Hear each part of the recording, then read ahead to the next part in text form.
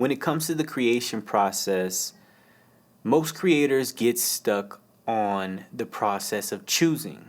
Choosing requires a level of commitment, and it almost always certainly comes with a level of failure.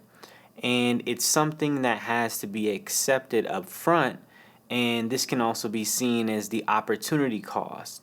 There is a cost to enter into any opportunity you wish to enter into, whether this be the learning curve, the amount of time it takes you to get to a proficient level, or just the overall energy spent. When an artist looks at choosing, there's primarily four different ways of choosing. So you're going to have the first being rapid scanning, the second being rigid predetermined, the third being analytical, choosing with appetite, and the fourth being also analytical, but choosing without appetite. So when we talk about the first or rapid scanning, this would be like quickly glancing over a menu and essentially rolling with the first thing you see. Now, this rapid scanning isn't going to allow you to really put the thought or visualize the other options because it's a rapid scan. However, it's different from the second, which is rigid predetermined. So say, for instance, if you can't even fathom yourself eating a salad and you basically had your mind set on a steak, and this was what you went into the situation with, and you went in with this rigid predetermined outcome of you getting that steak. However, let's say they didn't have any steak available. This could either make or break the experience, and it's your choice. You could either adapt and choose another option, or again, leave the restaurant and choose another restaurant entirely. But choosing still is at the forefront of anything as a creator. So with the analytical choosing with appetite, this is probably the best option because you're analyzing and you're visualizing yourself. Okay, I could have the steak and lobster. That would be pretty good. But I could also grab the fried shrimp. There's a level of visualization and analyzing the different options. So you may come across something that you didn't even realize was a better option. And this is simply by being analytical, being open to other options, but also weighing the pros and cons, because every dish is going to have its pros and cons. Yeah, you might get a dish that's a little bit more spicy. What if you want something a little bit more sweet, savory? So there's going to be trade-offs, of course, for everything, but it's about being in tune and choosing in the moment, in the present, because if you're choosing based off a predetermined outcome, that's something in the past. You determined that 15 minutes ago before you got to the restaurant.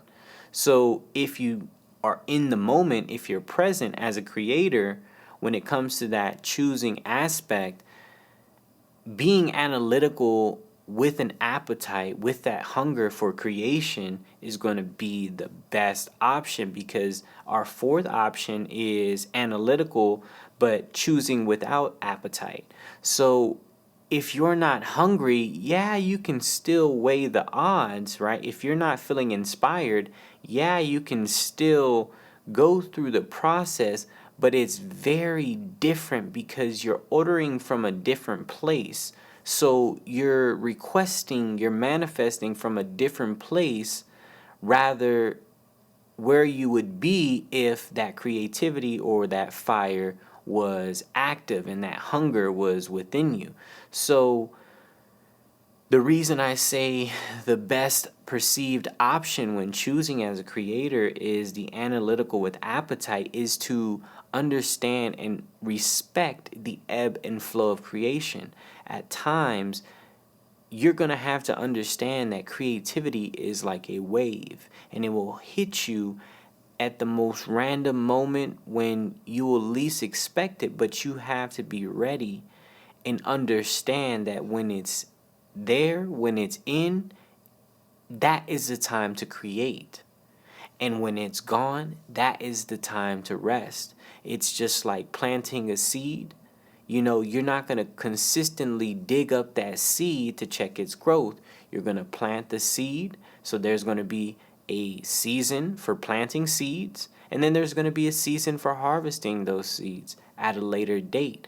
But at some point, you have to release control and go hands off. You have to choose and tell yourself, I've done all that I can do. I've put this seed in the best fertile soil that I have to the best of my abilities, to the best of my knowledge, with the best of my tools. And that's all you can do. Because at the end of the day, you can't control every aspect, but you can choose how you perceive every aspect. And how you identify, how you label, how you judge your environment is how you ultimately judge yourself. So if you are a creator who finds themselves often in a position of having difficulty choosing, understand that no decision is the wrong decision. Every decision will lend you a lesson, and that is a win in itself. Regardless on if you objectively win or lose, internally, you have that knowledge, the experience of living through that dimension of life. And if it's a dimension of life less traveled, even better, because you get to create and dictate the terms, because you are the one blazing that trail. So as a creator, you can't fixate on the fact of choosing. Just commit to the choice and understand the objective, the further goal. Understand what the micro actions are doing for the macro on the long-term scale of things. Understand what you're choosing today, day by day, affects your long-term outcomes. And when you can effectively set a long-term outcome and reverse engineer the process, it's not hard to understand what you need to do to get to where you're going. The universe will fill in the gaps, but you have to set the intention, and you have to choose to set that intention. It all starts with you, because you are the creator. Nothing moves, nothing exists within your environment unless you say it does, unless you give it the power to exist within your reality. So, 4 ways of choosing: rapid scanning, rigid predetermined, analytical choosing with appetite, and analytical choosing without appetite. Peace.